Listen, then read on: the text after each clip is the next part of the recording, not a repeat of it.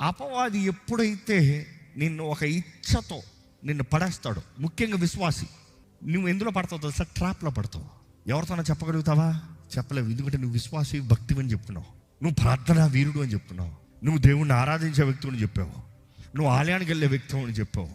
సడన్గా నీ ఇచ్చే జీవితాన్ని ఎక్కడ చెప్పగలుగుతావు? Secrets. That is why it's a deadly sin. Trap. నీకు నువ్వు ట్రాప్లో పడ్డావు. ఎవరైనా స్పీక్ టు ఎనీబడి, ఎవరితో చెప్పలేకపోతున్నావు. అదే సమయంలో ఏం చేస్తున్నావు తెలుసా? రహస్యంగా యు ఆర్ ఫీలింగ్ గిల్టీ, దేవుడితో మాట్లాడతలేదు, చేయకూడదని చేస్తూ దాంట్లో బంధించబడిన స్థితిలో ఉన్నావు. ఈరోజు ఇటువంటి వ్యక్తుల నా స్వరాన్ని మీరు వింటున్నారంటే మీ కొరకు రక్షకుడైన యేసు ఉన్నాడు. ఆయన ఆత్మశక్తి ఉంది. నీ ఊబిలో నీకు బయటికి తీసుకొచ్చి నీకు విడుదలనిచ్చి ఆయనకి దగ్గరగా, ఆయన సొత్తుగా పాపాన్ని తరిమి కొట్టేవాడికి యేసు ప్రభు నిన్ను మారుస్తానికి ఆశపడుతున్నాడు అన్నమాట ధైర్యంగా తెలియజేస్తున్నా. బట్ దెన్ నువ్వు ఏ స్థితిలో ఉన్నావో పరీక్షించి తెలుసుకో. ఎగ్జామిన్